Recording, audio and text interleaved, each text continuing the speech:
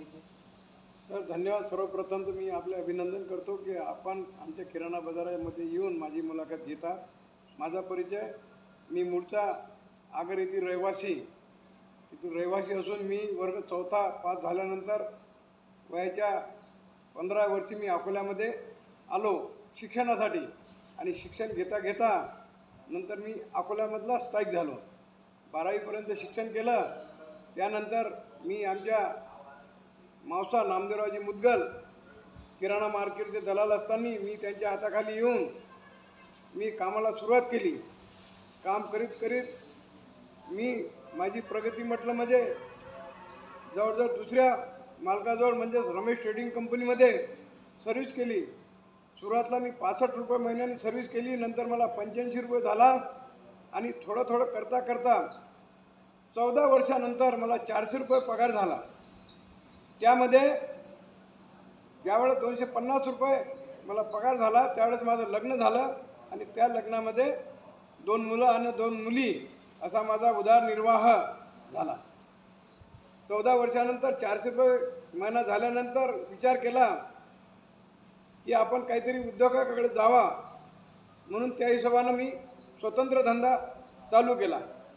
आज जवळजवळ 40 वर्ष झाले मी मार्केटमध्ये काम करीत आहो आणि काम करीत असताना मला मार्केटमधल्या व्यापाऱ्यांनीच या किराणा मार्केटमध्ये दलाल असोसिएशनचा सचिव म्हणून मला पद मिळालं. आज जवळजवळ 20 ते 25 वर्षापासून दलाल असोसिएशनचा सचिव पदावर मी काम करीत आहो आणि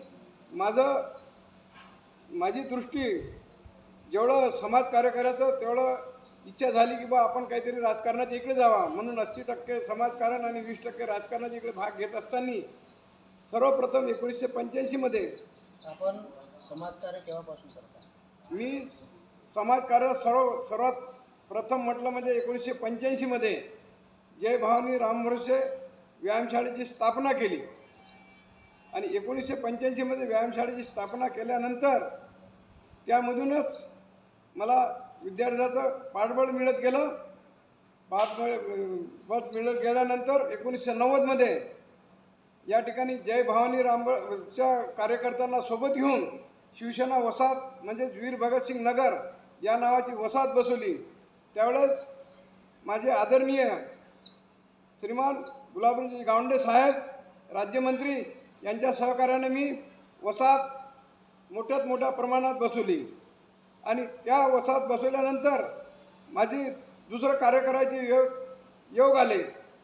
ते योग म्हटलं म्हणजे समाजामध्ये राहून माझ्या समाजामध्ये 7 जोडपे एकत्रीकरण करून त्यांचा सामूहिक विवाह मी मोठ्या धामधुम्याने केला आणि ते धामधुमान करत असताना सर्व समाजामध्ये माझं ते काम केल्यानंतर माझा उत्साह वाढत गेल्यानंतर मला एक एक काम माझं पाहिल्यानंतर मला रमाकांतजी खेतान यांनी जनता बँकमध्ये जुन्या शहरामध्ये जनता बँकमध्ये मला डायरेक्टर म्हणून त्या ठिकाणी जनता बँकमध्ये मला सदस्य म्हणून त्यांनी काम पाहिलं.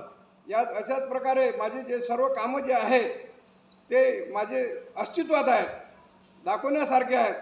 म्हणून माझी एक समाज बांधवांना विनंती आहे की अशा आपल्याजवळसुद्धा या कामाचा लेखाजोखा असणारच, त्याच्याबद्दल काही शंका नाही. परंतु जशी आज मी मीडियावर मुलाखत देत आहो अशीच समाज बांधवांनी जर मुलाखत दिली आणि आपला लेखाजोखा जो असला तो जर दाखवला मीडियामध्ये तर त्याच्यामध्ये समाज बांधवांना बरेचसे त्याबद्दल अभिमान वाटणार.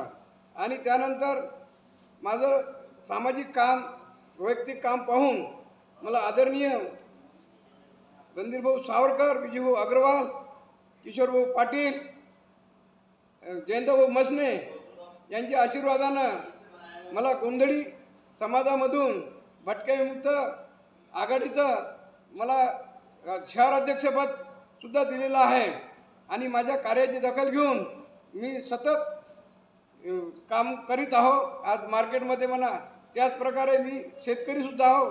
शेतीमध्ये मी शेतीचं उत्पन्न चांगल्या प्रकारे काढतो. अशाबद्दल काही हे नाही, असे अनेकसे कार्यक्रम चिल्लर कार्यक्रम आहेत. पण माझी एक विनंती आहे रणधीरभाऊ सावरकरांना, विजयभाऊ अग्रवालांना, मसने भाऊंना, किशोरभाऊ मांगटे पाटीलना यांना माझी एक विनंती आहे की आमचा प्रभाग क्रमांक 17 आणि 18मध्ये कोणत्याही समाजावर, कोणत्याही कार्यकर्त्यावर अन्याय झाला नाही पाहिजे, म्हणून प्रत्येकाची जन्मकुंडली पाहूनच पुढे त्याच्यावरची जबाबदारी सुधारा. नाही तर आपण दूर राहता, आपण नेते आहात, हे कार्यकर्ते आपल्याला दही दाखवून चुना खाऊ घालतात, कारण आपण त्यांची मागची जन्मकुंडली काहीच पाहत नाही.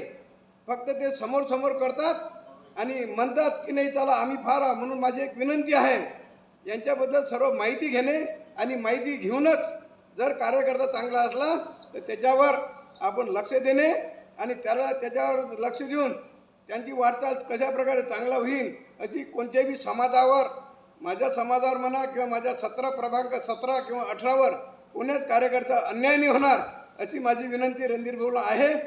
अशी माझी हातजोड विनंती आहे की त्यांनी याकडे विशेष लक्ष द्यावं, कारण तुम्ही दूर राहता, तुम्हाला त्यांच्याबद्दल काहीच माहीत नसते. एक खालील कार्यकर्ते असतात ते तुम्हाला सांगतात फक्त तुम्ही नेते आमच्यासाठी नेते, आमच्यासाठी पक्ष मोठा आहे, तुम्ही मोठे आहात.